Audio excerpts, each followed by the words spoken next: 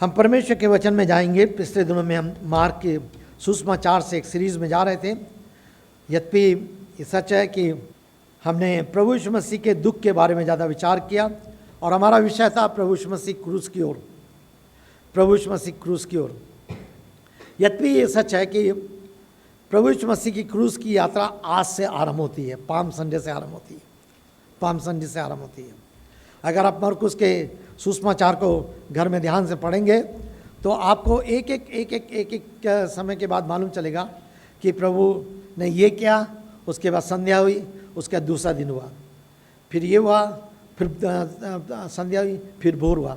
उससे आप हिसाब लगा सकते हैं कि इतवार के बाद सोमवार को क्या हुआ, मंगल को क्या हुआ, बुध को क्या हुआ। जब मैं पिछली बार भी बोल रहा था कि जब चारों सुसमाचार को आप बैठ के पढ़ेंगे और उन घटनाओं पर विचार करके लिखेंगे, है ना, मसीहों को परमेश्वर के वचन में केवल थोड़ा सा पढ़ लेना नहीं चाहिए। हम बहुत बिजी रहते हैं, बहुत बिजी रहते हैं, इतने बिजी रहते हैं कि परमेश्वर के वचन के लिए हमारा समय नहीं है। परमेश्वर वचन आज कुछ हम विचार करेंगे उन सारी बातों पर। सो हमें देखना है कि सचमुच में कि जिस परमेश्वर ने हमें सब कुछ दिया है, सब कुछ दिया है, स्वास्थ्य दिया है, जीवन दिया है, धन दिया है, परिवार दिया है, हम कितना समय उस प्रभु के लिए निकालने के लिए तत्पर और तैयार रहते हैं, कितना समय। माफ़ कीजिएगा, हाथ जोड़कर मैं बड़ी नम्रता से अपनी साक्षी दे रहा हूँ। जिस दिन मैंने प्रभु को पाया उस दिन से मेरे जीवन में डिसिप्लिन आया। मैं काम करता था, नौकरी करता था, HL में काम करता था और शिफ्ट ड्यूटीज़ में रहता था। 15 दिन नाइट ड्यूटी रहती थी, 15 दिन मॉर्निंग ड्यूटी रहती थी, 15 दिन इवनिंग ड्यूटी रहती थी। तो उन समय में भी प्रभु ने मुझे सिखाया कि मैं किस प्रकार से परमेश्वर के वचन के साथ समय व्यतीत करूँ। अगर आज मैं खड़ा हूँ तो फाउंडेशन मेरी वहाँ से शुरू हुई। मैं बाइबल कॉलेज नहीं किया, लेकिन आज में अगर आप मेरी डायरी देखेंगे तो आपको आज भी डायरी में वो रखी हुई हैं और बहुत कुछ देखने को मिलेगा। पर प्रभु ने सिखाया था और आज भी मैं सीखता चला जा रहा हूँ। सो मैं अपनी कलीसिया को बार बार, जहाँ कहीं भी रहा, चाहे बाराबंकी में रहा, कहीं भी रहा, पहले भी, मैं बार बार इस बात को दोहराता हूँ कि अगर आपको अपने प्रभु के आदर करना है, आप कितने व्यस्त हैं, लेकिन अगर आपके पास प्रभु के लिए समय नहीं है, प्रभु के लिए समय नहीं है, आपके परिवार में, आपके उसमें पारिवारिक आराधना नहीं है, सो कुछ गड़बड़ है, कुछ गड़बड़ है। और आज हम देखेंगे गड़बड़ क्या है, उस पर विचार करेंगे। जो लास्ट में हम क्वेश्चन करेंगे उस पर विचार करेंगे। आइए मेरे साथ निकालिए मरकुस सुसमाचार और उसका 11 अध्याय कर सकें। अभी पिछले हफ्ते हम एक भाई से बातचीत कर रहे थे। उन्होंने बताया कि अंकल, हम शाम को परिवार के साथ बैठते हैं और जो संडे को आराधना होती है परिवार के साथ मिलकर के हम प्रश्न करते हैं। वो भाई अपने घर में बातचीत करते हैं, प्रश्न करते हैं, अच्छा क्या सीखा, क्या बात हुई, और सब उस पर विचार करके, बातचीत करके और सोचते हैं। ये बहुत अच्छा है, ये बहुत अच्छा है।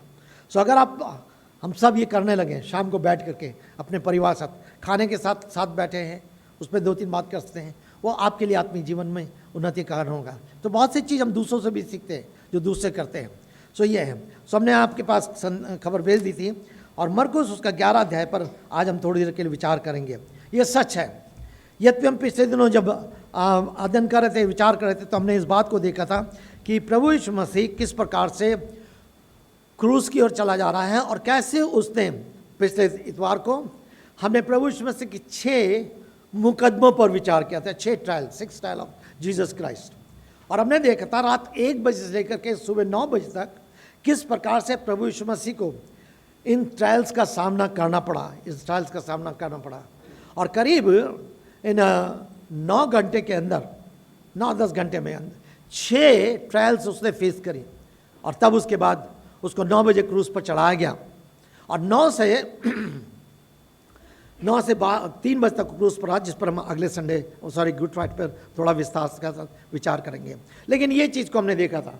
उससे पहले हमने कुछ और भी देखा था कि कैसे प्रभु यीशु मसीह का, सबसे पहले देखा था मरियम ने किस प्रकार से उसकी आराधना की, किस प्रकार से बहुमूल्य इत्र के द्वारा उसको अनॉइंट किया, किस रीति। और ये इस बात को प्रतीक था कि प्रभु यीशु मसीह किस प्रकार से हमारे लिए वो अभिषिक्त मेमना बनेगा जो हमारे बलिदान होगा। और इस तरह से हम क्रम से कुछ बातों को देखते चले आए हैं।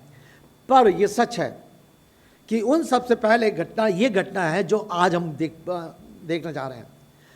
इतवार के दिन जो पाम संडे है, प्रभु यीशु मसीह यरूशलेम में प्रवेश करते हैं और मंडे से लेकर के फिर संडे के बाद मंडे ट्यूसडे, वेंसडे शांत दिन है, और फिर उसके बाद थर्सडे वो अपने शिष्य साथ भोज करते हैं, और उसी के बाद रात में उनको अरेस्ट किया जाता है, प्रार्थना में समय व्यतीत करते हैं, और उसके बाद फिर उस सारी घटना होती है। लेकिन मंडे और ट्यूसडे को कुछ और घटना है जो मरकुस के जब सुसमाचार पढ़ेंगे तो आपको उसमें मालूम चलेगा।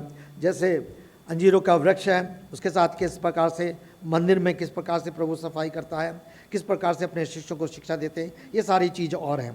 लेकिन जब 11वें अध्याय में आते हैं तो 11 अध्याय के हम इस स्थल को देखना चाह रहे हैं। इस स्थल में ये चारों सुसमाचार में वर्णन है, लेकिन हम प्रभु यीशु मसीह के राज अभिषेक को देख रहे हैं।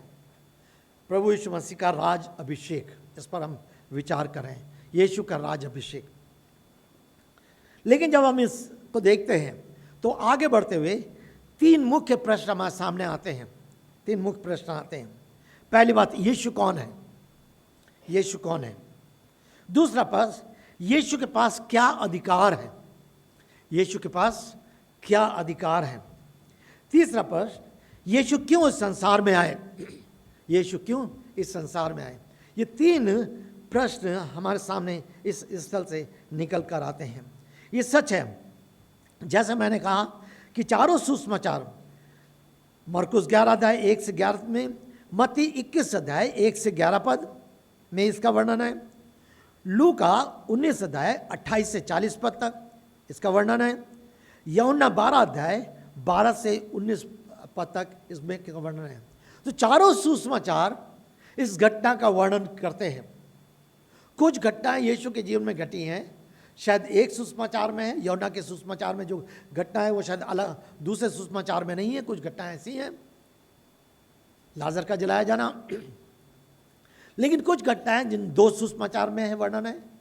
लेकिन ये घटना एक ऐसी घटना है जिसको चारों सुसमाचार ने इसको ध्यान दिया है, अर्थात ये बहुत ही महत्वपूर्ण इवेंट्स था, ये बहुत महत्वपूर्ण घटना थी जिसका इन चारों सुसमाचार वर्णन करते हैं। और मेरे प्रियो, मेरे और आपको इस बात पर विचार करना चाहिए कि आखिर ये क्यों महत्वपूर्ण कह दिया गया। जब हम इसको पढ़ते हैं तो हम इसको 2 मुख्य बातों में हम देखते हैं। पहली बात यह है जो हम इसको पढ़ते हुए देखते हैं कि पहले पद से 3 पद तक यीशु का आदेश है, 4 पद से लेकर 6 पद तक शिष्यों का उस आदेश को, उस आज्ञा का पालन करना है, शिष्यों का उस आज्ञा को पालन करना है, और 7 पद से लेकर 10 पद तक लोगों का व्यवहार। 3 भागों में हम इस क्वेश्चन हमारे दिमाग में रहने हैं क्योंकि उसी के अंदर उसका उत्तर मिलेगा। पर इन 10 पदों को हम 3 भागों में इस तरह से बांट सकते हैं। पहला भाग है पहले से 3 पद तक, यीशु का आदेश कह दीजिए, निर्देश कह दीजिए, आज्ञा कह दीजिए। दूसरा 4 पद से लेकर 6 पद तक शिष्यों ने किस प्रकार से उसका आज्ञा का, निर्देश का पालन किया है। 7 पद से लेकर 10 पद तक लोगों का व्यवहार, कौन कौन लोग इसमें शामिल थे, कौन कौन लोग इसमें शामिल थे, कि जब हम चारों सुसमाचार को पढ़ते हैं तब हमें पूरी बिग पिक्चर दिखाई देती है, सारी लंबी तस्वीर दिखाई देती है, और ये पढ़ना बहुत ही अच्छा ज़रूरी है। यूहन्ना उसके 12वें अध्याय में, इससे पहले हम 11वें अध्याय में देखते हैं प्रभु यीशु मसीह ने बेतनी में किस प्रकार से लाजर को जिंदा किया है, लाजर को जलाया है, और अब लाजर को जलाने के बाद वह आगे बढ़ रहा है और यरूशलेम में प्रवेश कर रहा है, करने के लिए तैयारी में। लेकिन जब यरूशलेम में प्रवेश कर रहा है, दूसरे पद 12 पद से लेकर के, तो यहाँ पर बहुत सारे लोग होशाना के नारे लगा रहे हैं, सब कुछ है। लेकिन इन घटनाओं में, इन सारी चीज़ों में 4 या 5 मुख्य प्रकार के लोगों को हम देखते हैं जो इस स्थल में हम देखने पाते हैं। किस प्रकार से ये लोग हैं? पहले शिष्य हैं। शिष्य सब कुछ देख रहे हैं, सब कुछ सुन रहे हैं, शिष्य सब कुछ देख रहे हैं, सब कुछ सुन रहे हैं, लेकिन अभी भी शिष्यों के आंखें जो है वो ओझल है। इससे पहले प्रभु यीशु मसीह ने कहा था, इससे पहले प्रभु यीशु मसीह ने, मरकुस में अभी मैं वापस आऊंगा, तो इस स्थल में 4 लोगों का अलग अलग देखते हैं। पहले यीशु मसीह हैं, शिष्य हैं जो यीशु मसीह की सारी चीज़ों को देख रहे हैं, सुन रहे हैं, जान रहे हैं। उसके साथ ना केवल यीशु मसीह हैं, लेकिन शिष्य हैं, लेकिन शिष्य के साथ साथ वो लोग हैं, वो व्यक्ति है जो कब्र में से जी उठा है, जिसने जो उसकी साक्षी दे रहे हैं। उन्होंने देखा है कि लाजर कब्र में से जी उठा है, और वो लोग लाजर को देखकर लाजर की साक्षी दे रहे हैं, लाजर के बारे में बता रहे हैं। लेकिन तीसरे प्रकार के लोग हैं जो लाजर की साक्षी को सुन रहे हैं, उन्होंने लाजर को देखा नहीं है, लेकिन ये लोगों के द्वारा वो सुन रहे हैं कि हाँ, प्रभु यीशु मसीह ने अभी कुछ समय पहले लाजर को मुर्दों में से जिलाया है, क्योंकि लाजर मर गया था, उसमें शरीर में से बदबू आ रही थी, 4 दिन कब्र में था, लेकिन प्रभु यीशु मसीह ने जिलाया है। और तो ये तीसरे प्रकार के लोग थे जो गवाहियों को सुन रहे हैं। आज भी हम इसी परिस्थिति को देखते हैं।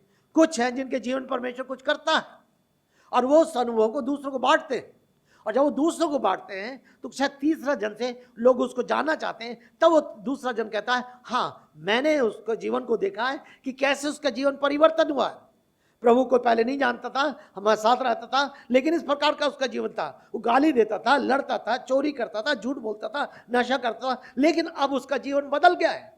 अब ये दूसरे प्रकार के लोग जो हैं, जिन्होंने उसके जीवन को पहले देखा, माफ कीजिए, जैसे मैं एचएल में था, एचएल में मैंने प्रभु यीशु मसीह को पाया था, प्रभु ने दया की, और उस समय कई सारे एचएल के लोग थे जो जानते थे, आज भी जानते हैं। अभी कुछ दिन पहले मैं एचएल का कोई भाई मिल गया किसी से और बात करने लगा क्या नाम से हमारे बारे में, और वो अभी भी जानते हैं, और तब उन्होंने कुछ बताया उनको। उन्होंने देखा, अब उस पता ठीक इसी तरह से आपके साथ भी है, मेरे और आपके साथ। आपके जीवन लोग देखते हैं कि आपके जीवन में प्रभु ने कुछ किया है। जब आपके जीवन में प्रभु ने कुछ किया और आपका जीवन परिवर्तित होता है, तो जो लोग देखते हैं वो तीसरे जन को बताते हैं, उससे पूछते हैं अच्छा तुम फलाने को जानते हो? हाँ जानते हैं। बाबूलाल को जानते हो? हाँ जानते हैं। अरे बाबूलाल का जीवन तो ऐसा था, ऐसा था, ऐसा था, लेकिन अब बाबूलाल का जीवन बिल्कुल बदल गया है। अब क्या हो रहा है? तीसरे लोग भी इस बात को देख रहे हैं। मैंने बाबूलाल भाई का नाम लिया, आपका नाम भी होता है उस स्थान पे, कोई भी जो होता है। इस प्रकार से, लेकिन तब चौथी प्रकार के लोग हैं, चौथी प्रकार के ये लोग कहाँ? धार्मिक अगुए हैं, शास्त्री फरीसी, और इनकी प्रतिक्रियाएं कुछ अलग है। इनकी प्रतिक्रियाएं वो इस बात से खुश नहीं है कि लाजर के जीवन में काम हुआ है, लाजर जिंदा हो गया है, लाजर के अंदर से बदबू चली गई है, लाजर के जीवन में कुछ अच्छा काम हुआ, उस बात से चिंतित नहीं। इस बात से चिंतित हैं, ओ लाजर के कारण इन्होंने विश्वास किया है, अब इसके विश्वास को देख के दूसरे लोग भी यीशु मसीह पर विश्वास करेंगे, और इसलिए अब लाजर को मार डालो, इसलिए लाजर को मार डालो। ये चौथे प्रकार के लोग हैं। और यही चीज का आज हम अपने समाज में, अपने लोगों के बीच में इसी प्रकार के वातावरण का सामना करते हैं। अलग नहीं है, अलग नहीं, थोड़ा सा देर के सोचिए, अलग नहीं है। जिन्होंने हमारे जीवन को एक दिन देखा, आज वो गवाही दे रहे हैं, तीसरे जन जान रहे हैं, चौथे जन अच्छा उसके जीवन को देखे वो गांव में प्रचार कर रहा है, उसके गांव में अब यीशु के बारे में बता रहा है, गांव में गांव बना, उसको मार डालो ताकि गांव में कोई और मसीह ना बने। ये प्रतिक्रिया है, ये है। और इस तरह से यीशु के सामने भी वही स्थिति थी, वही स्थिति। अब ये लोग, लेकिन इन सब कुछ के बीच में जब प्रभु यीशु मसीह यरूशलेम पहुंचते हैं, अब जब यरूशलेम पहुंच रहे हैं, तो यरूशलेम में कुछ समय बाद उनको अपने उस कार्य को, जो अंतिम कार्य है, वो कौन सा अंतिम कार्य है जो मेरे और आपके लिए इस संसार में वो पूरा करने के लिए आए थे। उन्होंने अपने सेवा काल में इससे पहले इस बात को बता दिया था कि क्या होगा। मरकुस का 10वां अध्याय, मरकुस उसका 10 अध्याय, और उन्होंने चेलों को बार बार, पहले भी 8 अध्याय में भी उसका वर्णन है और 9 अध्याय में भी वर्णन है, लेकिन 10 अध्याय में कुछ बात है जिसके बारे में प्रभु यीशु मसीह कह रहे हैं 12 पद से। और वे यरूशलेम को जाते हुए मार्ग में थे और यीशु उनके आगे आगे चल रहा था। वे चकित थे और जो पीछे चले आए थे वे भयभीत थे। क्यों भयभीत थे? क्या कारण? फिर वो 12 को अलग ले गया और जो कुछ उसके साथ घटने वाला था उन्हें बताने लगा। यीशु उन्हें बताने लगा। क्या बताने लगा? क्या क्या घटेगा?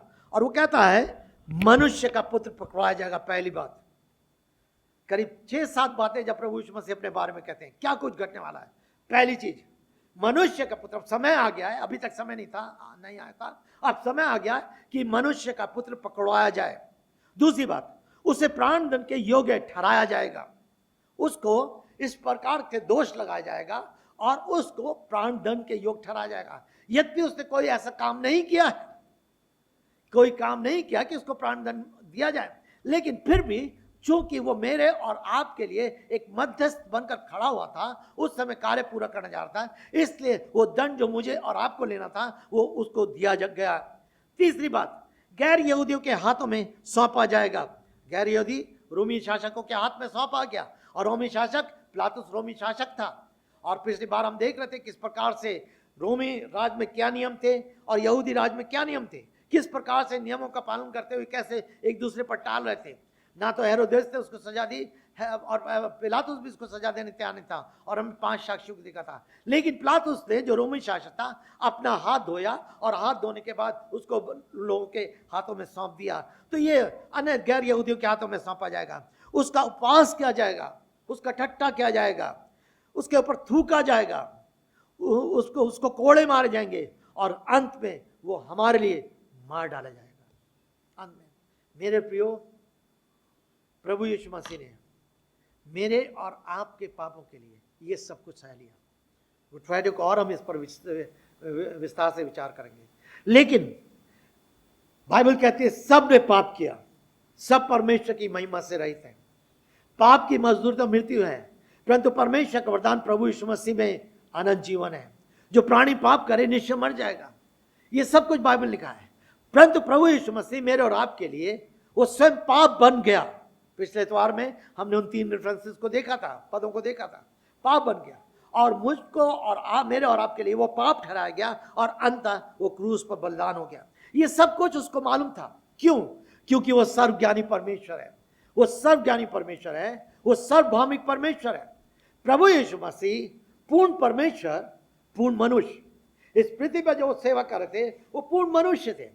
मनुष्य के समान वो दुखी हुए, मनुष्य के समान वो व्याकुल हुए, मनुष्य के समान वो भूखे हुए, मनुष्य के समान वो रोए, मनुष्य के समान वो थके हुए।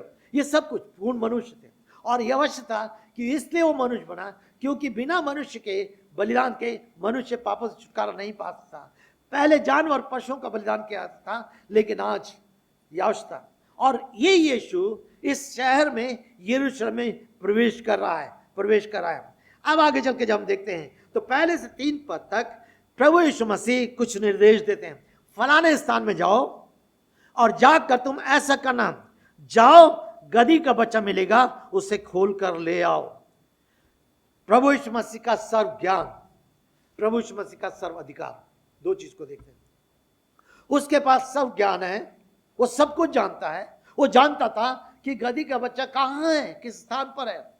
वो जानता था उसका मालिक कौन है, वो जानता था। और वो यहाँ बैठे बैठे उसने उस मालिक के हृदय को, सब कुछ को अपने निरंतर में कर लिया था। और वो कह रहा है जब तुम जाओगे उससे पूछोगे और वो तुम्हें ले जाने देगा।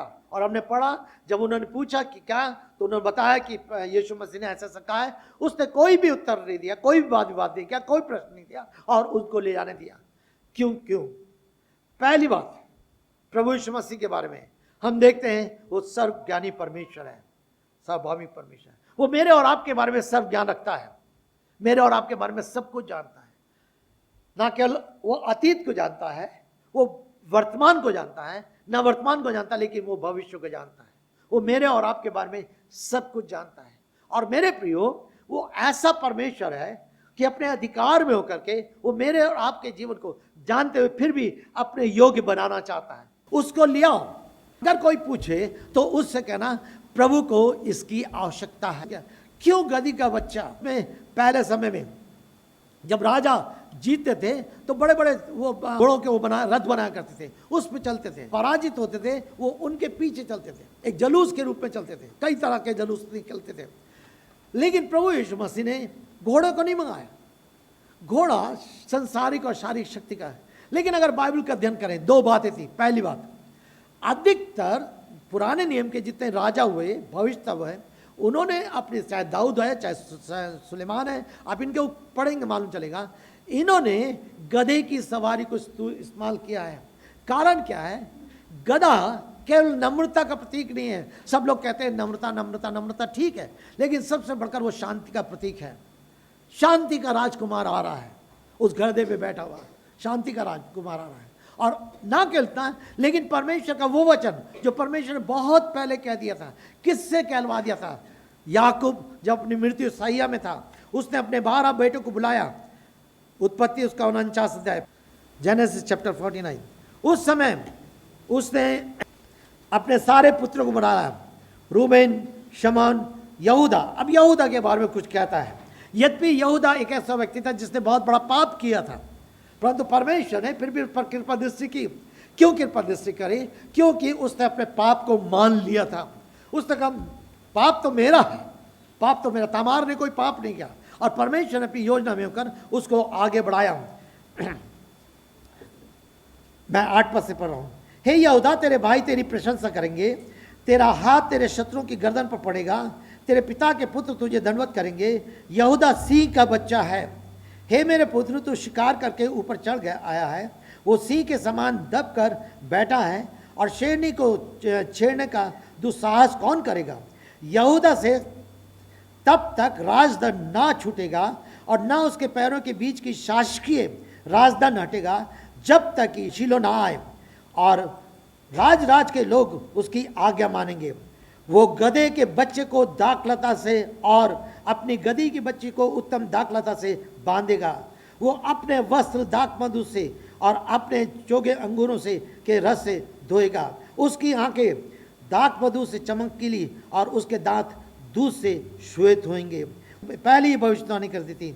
क्या वो कहता है कि किस प्रकार से वो गधे के बच्चे को दाखलता से और अपनी गधी की बच्ची को उत्तम दाखलता से बांधेगा। अर्थात क्या है, ये यहूदा के वंश से जो आगे आएगा, वो एक दिन उस गधे के बच्चे पर सवार होकर के वो यरूशलेम में पहुंचेगा। क्यों यरूशलेम में पहुंच रहा है? यरूशलेम जो परमेश्वर की उपस्थिति का स्थान है, यरूशलेम जो ऐसा नगर है जो परमेश्वर का चुना हुआ है। परमेश्वर की दृष्टि इस यरूशलेम पे लगी है। यद्यपि आज भी इज़राइल के छोटा सा देश है और छोटा सा नगर है, लेकिन परमेश्वर इसको अंत तक अपने लिए इस्तेमाल करेगा। उतार चढ़ाए आएंगे, सब कुछ होगा, लेकिन अंत यरूशलेम आगे चल करके, जब प्रकाश वक्त में आते हैं, आगे चल करके किस प्रकार से परमेश्वर अपनी महिमा का कारण बनाएगा, पूरे विश्व में लोग देखते रह जाएंगे।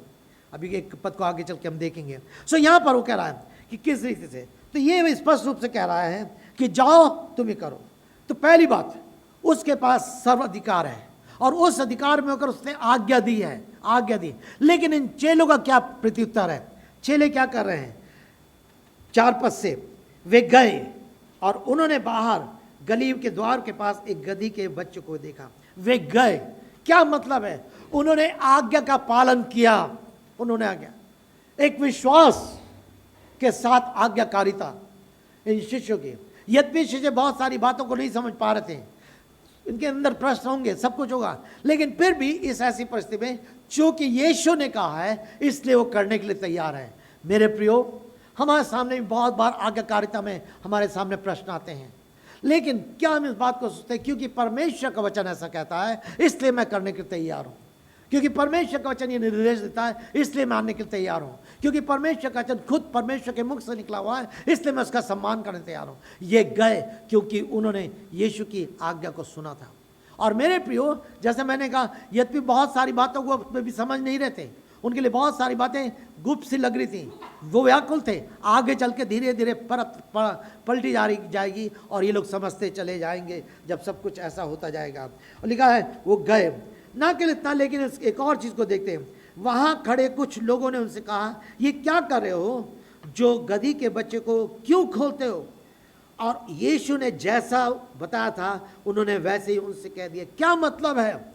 वे अपने ओर से कुछ नहीं, वो पूरी रीति सच्ची समर्पण होकर के यीशु मसीह की आज्ञा पालन करने तैयार हैं। उन्होंने कहा, भाई हमको हमारे गुरु, हमारे प्रभु यीशु मसीह ने भेजा है। उसने कहा तुम जाओ, हम यहाँ पर आए हैं। उसने कहा देखो तुम गधी का बच्चा होगा, हमने देख लिया। उसने कहा तुम खोल दो, हम उसके कहने से खोल रहे हैं। हम नहीं जानते कुछ और बात को, केवल एक बात को जानते हैं क्योंकि यीशु ने कहा है। एक बात को जानते हैं क्योंकि यीशु ने कहा। मेरे प्रियो, प्रभु यीशु मसीह पर विश्वास करना बहुत आसान है और बहुत अच्छा है, लेकिन जो यीशु कहता है आज्ञा पालन करने, वो बहुत कठिन हो जाता है। चाहे मैं हूं चाहे आप हो, लेकिन हमें परमेश्वर का अनुग्रह चाहिए कि हम उस अनुग्रह में होकर के उसको करने तैयार हों। और परमेश्वर चूंकि प्रभु यीशु में सर्वाधिकारी है, इसलिए उन लोगों ने कुछ प्रश्न नहीं करा। परमेश्वर ने उनके मन को, उनके हृदय को सब कुछ तैयार कर रखा था, क्योंकि सच में जो कुछ प्रभु यीशु मसीह कर रहे हैं उसका पिता भी शामिल है, पवित्र आत्मा भी शामिल है, त्रिएक परमेश्वर का कार्य है। और परमेश्वर सिंहासन पर विराजमान होकर के सब कुछ को नियंत्रित कर रहा है। ओ मेरे प्रियो, और ये हम बात को देखते हैं कि जब, और इसलिए हम उनके जीवन में आज्ञाकारिता को देखते हैं। जब हम देखते हैं मेरे प्रियो, जैसे मैंने कहा, बहुत सारे राजाओं ने इस गधे की सवारी को उपयोग किया है, लेकिन एक दिन प्रभु यीशु मसीह जब दोबारा आएंगे, तो गधे पर नहीं आएंगे, तो घोड़े पर आएंगे। कैसा घोड़ा होगा, आइए देखिए प्रकाश वाक्य उसका 19 अध्याय। प्रकाश वाक्य, अभी वो जा रहा है गधे पर बैठ करके, उस सवारी करके वो यरूशलेम में जाएगा। कुछ प्रतिक्रियाओं को देखेंगे हम, लेकिन उसके बाद वो सबसे बढ़कर क्रूस पर जाएगा। और आज वो सिंहासन पर विराजमान है, सिंहासन पर बैठा हुआ है, जीवित है। वो मारा गया, गाड़ा गया, तीसरे दिन जी उठा और सर पर उठा ले गया, आज पिता के दाहिने हाथ बैठा है। अब जब वो आएगा तो कैसे आएगा, प्रकाश वाक्य उससे 19 अध्याय 11 पद से, फिर मैंने आकाश को खुला देखा और देखो एक श्वेत घोड़ा है। कैसा घोड़ा है, श्वेत घोड़ा। वो घोड़ा नहीं, फर्क है ये। श्वेत पवित्रता की निशानी है, श्वेत महिमा की निशानी है, श्वेत आदर की निशानी है, श्वेत मेरे प्रिय। और वो पवित्रता के साथ, सामर्थ के साथ, महिमा के साथ कैसे आएगा, लिखा है वो श्वेत घोड़ा है और उसका सवार, जो उस पर सवार है कौन है, विश्वास योग्य और सत्य कहलाता है। जो उस पर सवार है कौन, प्रभु यीशु मसीह सवार होकर आएगा। वो विश्वास योग्य, वो सत्य है। प्रभु यीशु मसीह ने कहा मार्ग सत्य जीवन मैं ही हूँ। प्रभु यीशु मसीह हमारा सत्य परमेश्वर है। वो इस पृथ्वी पर था, उसने कहा मार्ग सत्य जीवन मैं ही हूँ, जो कोई मेरे पास आएगा वो कभी अंधकार में ना होगा। इसलिए प्रभु यीशु मसीह इस संसार में एकमात्र अद्भुत परमेश्वर है। ना केवल ये, लेकिन वो और क्या करेगा आगे चल करके, वो धार्मिकता से न्याय और युद्ध करता है। वो आएगा एक धार्मिकता से न्याय करने के लिए आएगा। मेरे प्रियो, वो विश्वास योग्य है, वो सत्य है, धार्मिकता से न्याय करने वाला है। उसके नेत्र आग की ज्वाला है, वो सारी अशुद्धता अपवित्रता को जला देने वाला है, भस्म कर देने वाला है। मेरा परमेश्वर, आपका परमेश्वर प्रभु यीशु मसीह राजाओं का राजा, प्रभु का प्रभु सच है। हम केवल वहीं तक ठहर जाते हैं, ओ यीशु मसीह यरूशलेम में राजा होकर गया है, लेकिन हम आगे नहीं बढ़ते। पर हमें आगे देखना है, क्योंकि वो तो हो गया, लेकिन अब एक और घटना हो गई जो अद्भुत घटना है, जो उसी से साथ जुड़ी हुई है। कहता है वो ज्वाला है, सिर पर बहुत से राजमुकुट हैं, उसके बाद बहुत सारे राजमुकुट होंगे। क्या मतलब है, ये एक तरह के कल्पना के साथ लिखा हुआ है कि सिर पे बहुत सारे मुकुट होंगे, राजमुकुट होंगे। मतलब उसका शासन विश्व भर में सबसे बड़ा और महान होगा। राजाओं के राजमुकुट होते हैं और वो गिर जाते हैं, नाश हो जाते हैं, लेकिन ये वो होगा जो पूरे विश्व के ऊपर राज करेगा, पूरे विश्व पर राज करेगा। मेरे प्रियो, आज जितने राजा हैं, शासक हैं, एक सीमित जगह पर राज करते हैं, लेकिन प्रभु यीशु मसीह का राज इस पूरी दुनिया में होगा। और क्या होगा, लिखा है, और उसका एक नाम उस पर लिखा हुआ है जिससे उसके अतिरिक्त और कोई नहीं समझता। वो लहू में डुबाया हुआ वस्त्र पहने हैं और उसका नाम परमेश्वर का वचन है। वो लहू में डुबाया हुआ वस्त्र पहने, क्यों? क्योंकि जब क्रूस पर मेरे और आपके लिए बलिदान हुआ था, उसने मेरे और आपके लिए लहू बहाया था। उसका लहू ऊपर से लेकर नीचे तक बहता गया, यहाँ तक कि उसका जब वो प्रार्थना करता, उसका पसीना लहू की बूंद बन बन के टपक रहा था। परमेश्वर का वचन लूका में बताता है। सो ऐसा वो राजा है, ऐसा वो राजा है। ओ मेरे प्रियो, वो सर्व सामर्थ्य राजा है, वो सर्व ज्ञानी राजा है, वो सर्वाधिकारी राजा है, वो सर्व पवित्र राजा है। ये लोग जो हैं उसकी जय जयकार कर रहे हैं, उसकी स्तुति कर रहे हैं, लेकिन ये जो राज अभिषेक है वो सच्चा राज अभिषेक नहीं है, वो झूठा राज अभिषेक है। शायद मनुष्य अपने स्वार्थ को लेके, जब पृथ्वी पर वो था, प्रभु समझते, यदि आप यूहन्ना उसके 6 अध्याय को पढ़ेंगे और उसके 15 पद में जाएंगे, जब प्रभु यीशु मसीह ने बहुत बड़ी भीड़ को खिलाया था तो भीड़ उसके पीछे उली, और तब लोग कहने लगे हाँ ठीक है, इसको राजा बनाया जाए, इसको राजा बनाया जाए। और तब लोग उसको राजा बनाना चाहते थे, उसके पीछे हो लिए। प्रभु उसमें लिखा 15 पद में, वो वहाँ से भीड़ में से अलग निकल गया और पहाड़ में चला गया। वो इस पृथ्वी का उस प्रकार से राजा बनने के लिए नहीं आया था। यद्यपि वो अधिकारी है, सर्वाधिकारी है, राजाओं का राजा, प्रभु का प्रभु, सब उसके पांव के तले, लेकिन इस पृथ्वी पर वो राजा बनने उस तरह से नहीं आया था। वो अपने राज सिंहासन को एक पवित्रता के साथ, एक बलिदान के साथ, एक लहू की सामर्थ्य के साथ उस सिंहासन को अनंत काल के लिए स्थापित करने के लिए आया था। ये अद्भुत है। जब हम पाम संडे की बात करते हैं तो खजूरों का त्यौहार मान करके थोड़ी देर प्रशंसा करके आते हैं, अच्छी बात है, प्रभु का धन्यवाद हो, कोई बुराई नहीं, हमने भी गीत गाए हैं, लेकिन हमें थोड़ा सा और आगे सोचना है। क्या वो राजा केवल थोड़ी समय के लिए नहीं, अब वो राजा, वो सीन खत्म हो गया, अब उसने और आगे बढ़ करके हमारे सामने प्रकाशन रखा है। मैं और आप धन्य हैं, यहां तक कि इन शिष्यों से धन्य हैं। क्यों शिष्यों से धन्य हैं? शिष्यों के सामने खुलासा नहीं था, शिष्यों के सामने उस समय वचन नहीं था, शिष्यों के सामने इस समय तरह से बाइबल की पुस्तकें नहीं लिखी गई थी, लेकिन धीरे धीरे करके सब कुछ हुआ। और आज जब 2020 साल लगभग हो गए, परमेश्वर ने मेरे और आपके सामने कलीसिया के द्वारा इस भेद को प्रकट किया है, और उस भेद को प्रकट करने के लिए अपने पवित्र वचन को दिया है। और वो रहस्य, जो रहस्य उनके सामने बना था, वो कलीसिया के माध्यम के द्वारा, परमेश्वर के वचन के द्वारा खोल दिया गया है। प्रभु की स्तुति हो, प्रभु की स्तुति हो। और इसलिए वो राजा अपने राज को स्थापित करने के लिए आगे बढ़ा जा रहा है, और उसने अपने राज को इस पृथ्वी पर अगर स्थापित किया है तो अपनी कलीसिया के द्वारा स्थापित किया है।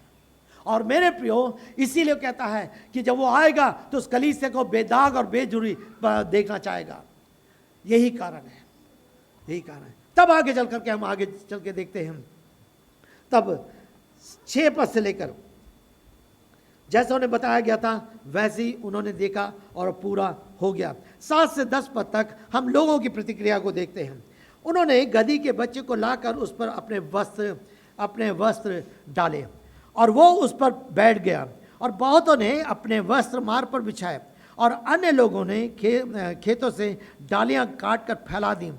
वे जो उसके आगे आगे जाते और उस जो पीछे पीछे चले आते थे, पुकार कर कह रहे थे, होशन्ना, धन्य है वो जो प्रभु के नाम से आता है। होशन्ना, होशन्ना, होशन्ना का अर्थ है हमें बचा प्रभु, हमें बचा प्रभु, हमें बचा प्रभु में। और हम पुराने नियम में देखते किस रहते, जकरिया में और भजन संहिता में, जकरिया उसका 9 अध्याय और उसके 10 पद को, हे सियोन की पुत्री अति आनंदित हो, ही यरूशलेम की पुत्री जय जयकार कर, देख तेरा राजा तेरे पास आता है, वो धार्मिकता और उद्धार से संपन्न है, वो नम्र है और गधे पर अर्थात गधी के बच्चे पर वरन लद्दू के बच्चे पर बैठा है। हे सियोन की पुत्री आनंदित हो, आनंदित हो, आनंदित हो। क्यों? इसलिए आनंदित हो क्योंकि वो राजा तेरे पास आ रहा है, वो धार्मिकता और उद्धार से संपन्न है। मेरे प्रियो, उद्धार केवल प्रभु यीशु मसीह में है, क्योंकि धार्मिकता उसके जीवन में राज करती है, प्रभुता करती है, और वो धार्मिकता में होकर मेरे और आपके को उस उद्धार में प्रवेश करना चाहता है। इसीलिए तो जब एक दिन हम परमेश्वर से अलग थे, नरक में जा रहे थे, हम उद्धार के अर्थ को समझते नहीं थे, हम तो पाप में थे और अपने कर्मों के द्वारा हम परमेश्वर तक पहुंचना चाह रहे थे। लेकिन प्रभु यीशु मसीह ने अपनी धार्मिकता में होकर अपने आप को बलिदान किया और मेरे और आपके लिए उद्धार का रास्ता खोल दिया, ताकि जो कोई उस पर विश्वास करे वो नाश न हो परंतु अनंत जीवन पाए। मेरे प्रियो, यदि व्यक्तिगत रीति से अभी तक आपने प्रभु यीशु मसीह के सामने अपने पापों की क्षमा नहीं मांगी, उसका प्रभु और उद्धारकर्ता स्वीकार नहीं करा, तो आप उसके धार्मिकता और उद्धार से दूर हैं। लेकिन अवश्य है कि आप अपने जीवन को प्रभु के सामने लाएं, अपने जीवन से पापों के से पश्चाताप करें, उसके सामने अपने पाप का अंगीकार करें और उसको प्रभु और उद्धारकर्ता करके स्वीकार करें, और तब प्रभु आपको अपनी धार्मिकता से भरेगा, अपने उद्धार के आनंद में प्रवेश कराएगा, और सच में आप उसकी जय जयकार के कारण और आनंदित होने पाएंगे। ये है, और वो कह रहे हैं होशन्ना, होशन्ना ना करें। ना केवल, लेकिन भजन संहिता में हमने भजन संहिता 24 अध्याय पढ़ा, और 24 अध्याय में प्रतापी राजा कौन है? ये प्रतापी राजा कौन है? दाऊद कहता है प्रतापी राजा कौन है? सेनाओं का यहोवा ये प्रतापी राजा है। ओ भजनकार दाऊद किस प्रकार से अपने भजन संहिता 24 में उस राजा को देखता है, कौन उसके पर्वत पर खड़ा होता है, जिसके हाथ, जिसका पाँव, जिसके वो जो शुद्ध है, जो धार्मिकता में, और उसकी धार्मिकता प्रभु यीशु मसीह के लहू के द्वारा में धार्मिकता मिलती है। हमारे हाथ, हमारे मुंह, हमारे पाँव किसी प्रकार से अपने कर्मों के द्वारा अपने आप में शुद्ध नहीं होते, अपने प्रयास में शुद्ध नहीं होते, लेकिन इसीलिए उसने अपने आप को क्रूस पर बलिदान किया, ताकि उस बहुमूल्य लहू से, उसकी धार्मिकता से हम शुद्धता और जीवन को पा सकें। वो प्रतापी राजा सच में, क्या वो आपका राजा है? क्या आपका राजा है? तब आगे चल के भजनकार एक और स्थल पढ़ूंगा, भजन संहिता 118 उसके 25 और 26 पद को। हे यहोवा हमारी विनती सुन, बचा ले। हे यहोवा हमारी विनती सुन, बचा ले। होशन्ना, प्रभु हमें बचा, प्रभु हमें बचा। हम तो पाप में हैं, हम तो अनर्थ में हैं, हम तो दंड के लायक हैं, हम अपने आप में नहीं कुछ कर सकते। ओ प्रभु, ये उस समय की पुकार थी कि हमें प्रभु बचा ले। और वो पुकार जो दाऊद ने एक दिन परमेश्वर के सामने पुकारा, वो उसको हम यहाँ पर देखते हैं किस रीति से। ये लोग उसके अर्थ को नहीं जान रहे थे, ये लोग उसके अर्थ को नहीं समझ रहे थे, लेकिन होशाना के नारे लगा रहे थे। ओ मेरे प्रियो, हम देखते हैं यही वो लोग थे जिन्होंने थोड़े दिन बाद आगे चल करके कहा इसे क्रूस पर चढ़ा, इसे क्रूस पर चढ़ा। इसीलिए मैंने कहा कि ये राज सब अभिषेक केवल स्वार्थ कारण था। वो सोच रहे थे कि रोमी राज में हम एक नया राजा को देखेंगे, हम रोमी राज में जो कुचल रहे हैं, दबे जा रहे हैं और उसके शासन के ये राजा हमें इस रोमी राज से स्वतंत्र कर देगा, इस राज से हमें स्वतंत्र करेगा, और इसलिए हम इसको राज। लेकिन प्रभु यीशु मसीह रोमी राज से यहूदियों को और या रोमियों को या लोगों को स्वतंत्र करने के लिए नहीं आए थे। वो तो उस पाप के बंधन से छुटकारा देने के लिए और उस पाप के दंड से बचाने के लिए आए थे, वो उद्धार करने के लिए आए थे। लेकिन मनुष्य उस समय पहचाने नहीं थे, और इसलिए वो उसको चिल्लाते हैं इस रीति से। और तब आगे चल करके हम इसी अध्याय में देखते हैं, कहता है हमारे पिता दाऊद का आने वाला राज धन हो, सर्वोच्च स्थान होशना। हमारे पिता दाऊद का राज, क्या दाऊद का राज इस समय था या दाऊद का राज उसके बाद आया? दाऊद का राज तो उससे कई समय पहले हो चुका था। भजन संहिता के बाद हम राजाओं में और सैमुएल में हम उन सारी बातों को देखते हैं। और दाऊद का राज तो प्रभु यीशु मसीह के आने से लगभग 1000 साल पहले खत्म हो चुका था। 1000 साल पहले लगभग खत्म हो चुका था। लेकिन क्या मतलब है? वो दाऊद का वो संकेत है जिस परमेश्वर ने दाऊद राजा को इस प्रकार से ठहरा दिया था कि मैं किस प्रकार से यहूदा के वंश से और दाऊद के वंश से कैसे एक राजा उत्पन्न करूंगा। और इसीलिए आगे चलकर हम देखते हैं प्रभु यीशु मसीह का जो जन्म हुआ वो दाऊद के वंश से हुआ। दोनों, चाहे यूसुफ था चाहे मरियम थी, वो उसी कुल से संबंध रखते थे। हम इस बात को पहले देख चुके हैं। सो यहाँ पर मेरे प्रियो सच है। सो जब हम पाम संडे की बात करते हैं, होशाना के नारे लगाना बहुत अच्छी बात है, प्रभु की स्तुति करना बहुत अच्छी बात है, लेकिन हमें इसके भेद को समझना है। वो सर्वाधिकारी परमेश्वर है, वो सर्वज्ञानी परमेश्वर है, वो सर्व सामर्थी परमेश्वर है। वो मेरे और आपसे क्या चाहता है? मेरे और आपसे क्या चाहता है? ओ मेरे और आपसे उसने कहा मुझे इसकी आवश्यकता है, मुझे इसकी आवश्यकता है। क्या आप इस बात को देखते हैं? मैं अंत में 3 प्रश्न आपके सामने छोड़ना चाहूँगा। 3 प्रश्न आपके सामने छोड़ूंगा जो मेरे और आपके विचार करने के लिए, मनन करने के लिए जरूरी है। पहला प्रश्न है, प्रभु को इसकी आवश्यकता है। प्रभु को इसकी आवश्यकता है। क्या आप सोचते हैं कि प्रभु को मेरे और आपके जीवन की, आप सोचते हैं कि आपके जीवन की आवश्यकता है? हम कहेंगे हम क्या कर सकते हैं, क्यों प्रभु की आवश्यकता है? हमें प्रभु की आवश्यकता, जरूर हमें प्रभु की आवश्यकता है, लेकिन प्रभु को भी हमें हमारी आवश्यकता है। इसलिए प्रभु ने मुझे और आपको उन अनंत लोगों में से, लाखों में से, कई लोगों में से जगत की उत्पत्ति से पहले चुना है, ताकि मैं और आप उसके प्रेम में सिद्ध बने और उसके लिए जीवन व्यतीत कर सके। उसके लिए जीवन हमें आवश्यकता है। किसी प्रभु के सेवक ने इस प्रकार से कहा है, किसी प्रभु के सेवक ने इस प्रकार से कहा है, ध्यान दीजिए जो मैं कह रहा हूं, परमेश्वर के हाथ और पांव नहीं है, परमेश्वर के हाथ और पांव नहीं है, परमेश्वर का मुंह नहीं है, परमेश्वर के पांव नहीं है। परमेश्वर अगर चाहता तो स्वर्गदूतों को खड़ा कर देता और अपने काम को उन स्वर्गदूतों से करा लेता, असंख्य सुन। लेकिन परमेश्वर ने मुझे और आपको चुना है। मेरे और आपके हाथ और पांव परमेश्वर के हैं, मेरे और आपके कान परमेश्वर के हैं, मेरे और आपका मुंह परमेश्वर का है। और परमेश्वर ने मुझे और आपको इस पृथ्वी पर रखा है ताकि हम उसका काम कर सके, उसकी गवाही दे सके। क्या कहा था प्रभु यीशु से? जाओ सारी जाति के लोगों को सुसमाचार प्रचार करो और उन्हें पिता पुत्र पवित्र आत्मा के नाम से बपतिस्मा दो, और देखो जगत के अंत तक मैं तुम्हारे साथ रहूंगा। क्यों कहा था उसने? क्योंकि उसको हमारी आवश्यकता थी, ताकि मैं और आप उस कार्य को पूरा कर सके जो वो छोड़ कर गया था, सुसमाचार प्रचार का कार्य। मेरे प्रियो, कितनी बार हम इस बात को गंभीरता से लेते हैं कि परमेश्वर को आज मेरी आवश्यकता है। ये घमंड की बात है, ये आनंद की बात है, ये आदर की बात है। वो राजाओं का राजा, प्रभु का प्रभु आज मेरे और आपके लिए यह अभिलाष रखता है, ये इच्छा लगता है कि हम उसके बन करके हमारे हाथ, हमारे पांव, हमारा मुंह, हमारी आंखें, हमारा शरीर, ये नाशवान शरीर उसके लिए उपयोग किया जाए, उसके लिए उपयोग किया जाए। किस प्रकार से हम उसको। दूसरा प्रश्न है, क्या चेलों की तरह मैं विश्वास के साथ आज्ञा पालन करने के लिए तैयार होता हूं? क्या चेलों की तरह मैं विश्वास के साथ आज्ञा पालन करने तैयार हूं?